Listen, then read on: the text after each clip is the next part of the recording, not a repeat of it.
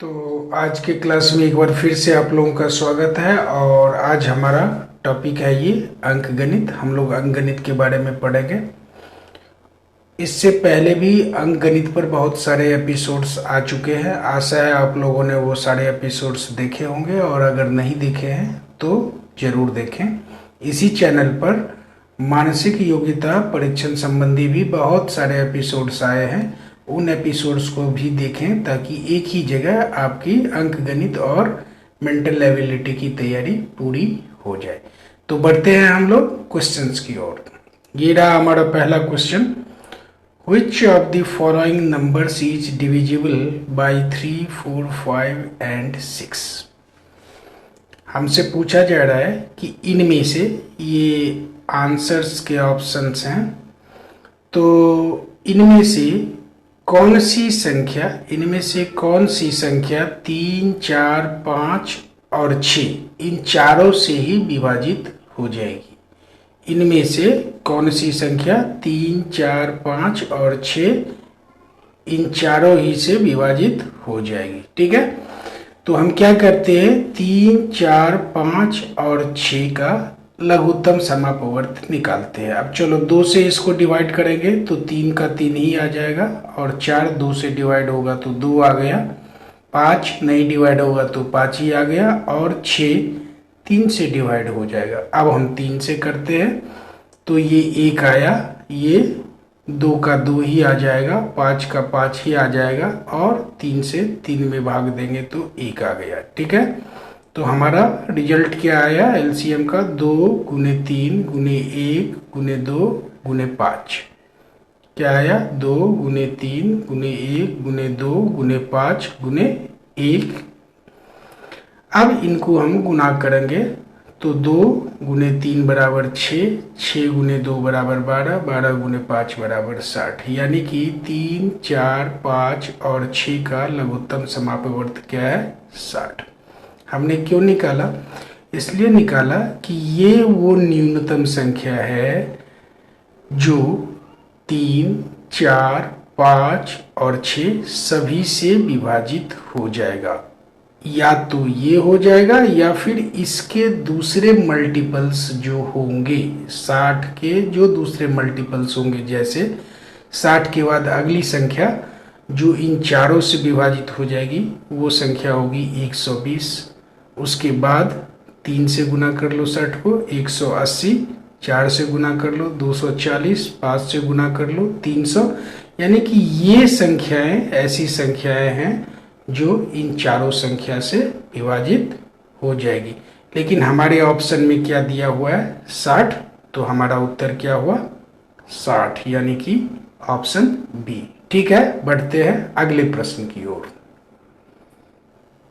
ये रहा हमारा अगला प्रश्न। There are 500 eggs in a box, 325 got broken, 4/5 of the remaining eggs were sold, the number of eggs left is। एक टोकरी में 500 अंडे थे। कितने अंडे थे, 500 अंडे थे। इन अंडों में से 3/25 यानी कि कुल अंडे का 3/25 अंडा टूट गया। ठीक है, और जो शेष बच गए यानी कि जो अंडे अभी टूटे नहीं थे उनमें से 4/5 अंडा क्या हुआ, उस दुकानदार ने बेच दिया। तो बताओ कि अब कितने अंडे शेष बचे हुए हैं, यही हमारा प्रश्न है। और ये हमारे उत्तर विकल्प हैं 80, 40, 88 और 36। ठीक है, चलो इसको सॉल्व करते हैं। क्वेश्चन आपने समझ लिया। अब सबसे पहले हम क्या करेंगे, टूटे हुए अंडों की संख्या ज्ञात करेंगे। प्रश्न में क्या कहा रहा है कि 500 अंडे का 3/25 हिस्सा टूट गया। ठीक है, तो 500 गुने 3/25। ठीक है, 25 से अगर 500 को आप काटोगे तो कितना आएगा, 20, और 20 को 3 से गुना करोगे तो कितना आएगा, 60। यानी कि 500 में से 60 अंडे टूट गए। तो जब 60 अंडे टूट गए तो कितने अंडे बचे रह गए, तो 500 माइनस यानी 500 घटे 60, कितने बच गए, 440। यानी कि ऐसे अंडे जो उस टोकरी में रखे हुए हैं या जो उस बक्से में रखे हुए हैं वो 440 ऐसे अंडे हैं जो अभी टूटे नहीं हैं। फिर वो कहता है कि शेष बचे अंडों का 4/5 हिस्सा बेच दिया। तो शेष कितने बचे थे? 440। इसका 4/5 हिस्सा उसने बेच दिया। तो बेचे गए अंडे बराबर 440 गुने 4/5। अब 5 से 440 को काटोगे तो आएगा 88। तो 88 को 4 से गुना करेंगे, 88 गुने 4 और आएगा कितना? 352। यानी कि 60 अंडे टूट गए, उसके बाद बचे 440। उस 440 में से उसने 352 अंडे बेच दिए। तो अब कितने अंडे बचे? तो 440 घटे 352। ठीक है, अब इसको जब घटाओगे तो आएगा 88, यानी कि शेष बचे अंडों की संख्या क्या है? 88। अब हमारा उत्तर कहाँ मिल रहा है? ये देखो, विकल्प बी हमारा उत्तर है 88। देख रहे हो? तो उत्तर हुआ विकल्प बी। बढ़ते हैं अगले क्वेश्चन की ओर। ये रहा हमारा अगला प्रश्न। 5 minutes past 3 in the afternoon is written as। अब ये 4 विकल्प दिए गए हैं, 5:30 AM, 5:30 PM, 3:50 PM और 3:05 PM। ये 4 विकल्प है। हमसे पूछा जा रहा है कि 3:05 को आप कैसे लिखोगे। अब आप लोग बताओ, घड़ी तो आप लोगों ने देखा होगा, उसमें समय या तो कलाई वाली घड़ी में या दीवार घड़ी में, तो समय तो आप पढ़ना जानते हो, उसे लिखोगे कैसे? तो सबसे पहले हम लोग AM और PM के कंसेप्ट को समझते हैं कि कब हम AM लिखते हैं और कब हम PM लिखते हैं। रात के 12:01 से दिन के 12 बजे तक के समय को AM लिखते हैं या कहते हैं, और दिन के 12:01 से रात के 12 बजे तक के समय को हम लोग PM कहते हैं। AM PM आपने समझ लिया। अब दो बातें हो सकती है, कभी लिखेगा जैसे यहाँ लिखा हुआ है 5 minutes past 3, इसका मतलब हुआ कि 3 तो पूरे हो चुके हैं, उसके बाद आगे 5 मिनट और बीत गए। और कभी आपके प्रश्न में लिखा होगा 5 minutes to 3, इसका मतलब हुआ कि अभी 3 पूरे नहीं हुए, उसमें 5 मिनट रह रहे हैं, यानी कि 3 घंटे में 5 मिनट अभी देर है। तो चलो इसको पहले समझते हैं। जब हमने लिखा ये 3:05, तो इसमें 3 क्या बता रहा है? घंटे को। तो हमने लिख दिया 3। 5 मिनट नाम ही से स्पष्ट है, ये मिनट है, और दोपहर का समय है, यानी कि 12 बजने के बाद, दिन के 12 के बाद का समय है। तो हम क्या लिखेंगे? PM, पहले ही बताया। तो इसको हम ऐसे लिख देंगे 3:05 PM। ठीक है, लेकिन चलो और भी तरह के इससे अगर क्वेश्चन आएंगे तो यहाँ पर मैं आपको बताता हूँ कैसे लिखोगे उसे। जैसे कि मान लो 4 बजने में 5 मिनट देर है, सुबह का समय है, कैसे लिखोगे? अब सुबह है यानी कि 12 बजे रात के बाद का समय है और 12 बजे दिन से पहले का समय है, तो क्या लिखोगे? इसको AM लिख दिया। अब 4 बजने में 5 मिनट देर है, ठीक है, तो 4 को तो हम ऐसे भी लिख सकते हैं ना, 3:60। कहने में आसानी होती है तो हम कहते हैं 4 बजे, लेकिन उसको 3:60 भी हमने लिखा है, लिख सकते हैं। तो हमने लिख दिया 4 को 3:60। अब कह रहा है कि 5 मिनट की देर है, तो हमने 5 मिनट उसमें से घटा लिया, तो कितना बच गया ये देखो। अब यहाँ पर होगा 3:60 था, अब ये रह गया 3:55, यानी 60 में से हमने 5 मिनट घटा लिया। तो जब ये कहेगा कि 4 बजने में 5 मिनट देर है, तो उसका मतलब क्या होगा? 3:55 AM सुबह का समय था। समझ गए? तो इसी तरीके से समय को हम लिखते हैं। आशा है आपने समझा होगा। चलो, तो अभी के लिए इस प्रश्न का उत्तर तो हमने पहले ही बता दिया है, 3:05। ये रहा 5 minutes past 3 को हम ऐसे लिखेंगे 3:05 PM। हमारा आंसर क्या होगा? D। बढ़ते हैं अगले क्वेश्चन की ओर। ये रहा हमारा अगला और आज का लास्ट क्वेश्चन। क्या कह रहा है क्वेश्चन?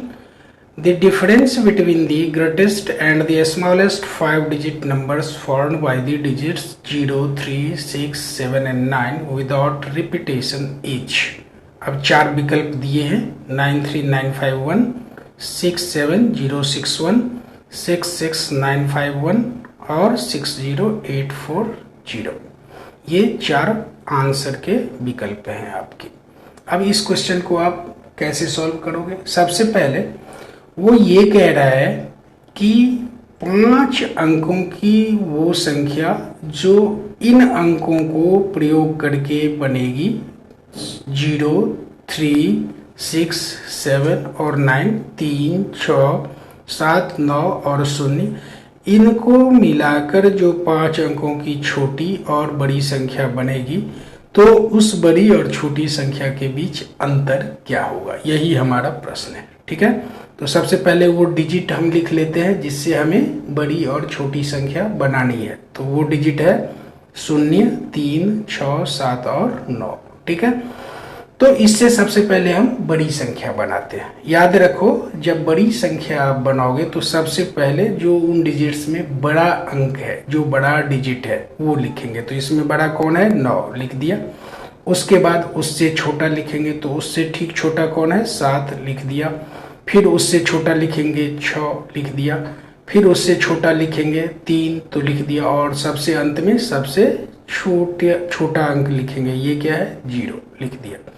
तो इन डिजिट्स की सहायता से, यानी कि 0, 3, 6, 7 और 9 की सहायता से जो सबसे बड़ी संख्या हम प्राप्त कर सकते हैं वो क्या है?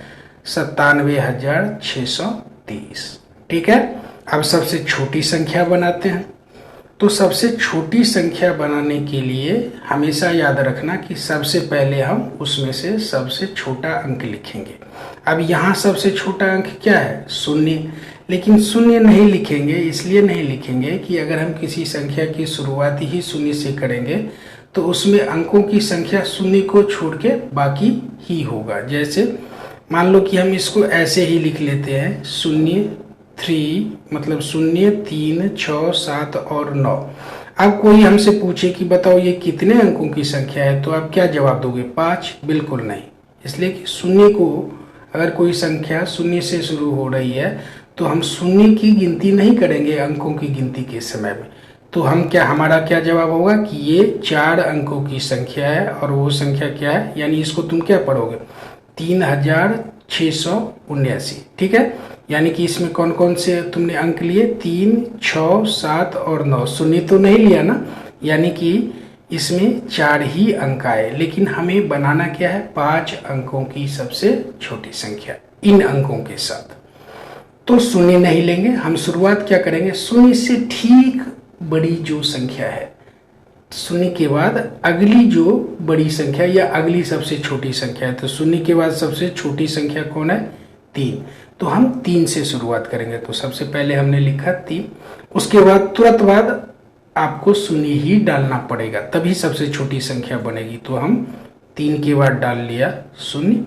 उसके बाद सबसे छोटी संख्या 6 है तो डाल लिया 6। उसके बाद छोटी संख्या कौन है? 7 है, डाल लिया 7। और उसके बाद 9 डाल लिया। ठीक है, तो इस तरीके से सबसे बड़ी संख्या जो प्राप्त हुई वो है 97,630। और सबसे छोटी संख्या जो प्राप्त हुई वो है 30,679। अब दोनों के बीच का अंतर हमसे पूछा था, तो अंतर का मतलब क्या है कि बड़ी संख्या में से हमने छोटी संख्या को घटाना है। घटा दिया। जब घटाओगे तो 0 से घटेगा नहीं, हमने एक पीछे से लिया 3 से, तो वो हो गया 10। और 10 में से 9 गया, क्या आया आपके हाथ में? 1। अब ये 3 की जगह हो गया 2, चूंकि 1 आपने उधार लेके उधर 0 के साथ 10 बनाया था। अब 2 में से 7 तो घटेगा नहीं, तो पीछे से 6 से हमने 1 उधार लिया तो 12। 12 में से 7 गया, आ गया 5। अब फिर हम ये आपका 6 रह गया 5, चूंकि 1 उधार आपने इसको दे दिया अगली संख्या को, तो इस 5 से 6 घटेगा नहीं, तो हमने 7 से 1 उधार लिया तो ये हो गया 15। 15 में से 6 गया 9। ठीक है, अब ये 7 6 बन चुका है, चूंकि 1 उधार हमने ले लिया तो 6 में से 0 गया 6। और 9 में से 3 को घटाएंगे तो 6। तो हमारा उत्तर क्या होगा? 66,951। यानी कि इन डिजिट्स से, इन अंकों से जो बड़ी, सबसे बड़ी और सबसे छोटी संख्या बनेगी, उन संख्याओं के बीच का अंतर कितना होगा? 66,951। कहाँ है हमारे उत्तर विकल्प में? ये रहा। तो हमारा उत्तर क्या होगा? सी। ठीक है दोस्तों, आज के क्लास में बस इतना ही। आशा है आपने सीखा होगा और आपकी तैयारी और प्रैक्टिस अच्छी चल रही होगी। और आप लोगों से आग्रह है कि आप इस चैनल को सब्सक्राइब करें अगर नहीं किया है तो। और इसी चैनल पर मानसिक योग्यता परीक्षण संबंधी प्रश्न भी, ये एपिसोड्स भी आ रहे हैं, तो आप वहाँ भी उन एपिसोड्स को भी देखिए ताकि साथ साथ दोनों की आपकी तैयारी चल सके। तो साथ साथ पढ़ने के लिए आप लोगों का बहुत बहुत धन्यवाद। मिलते हैं अगली क्लास में।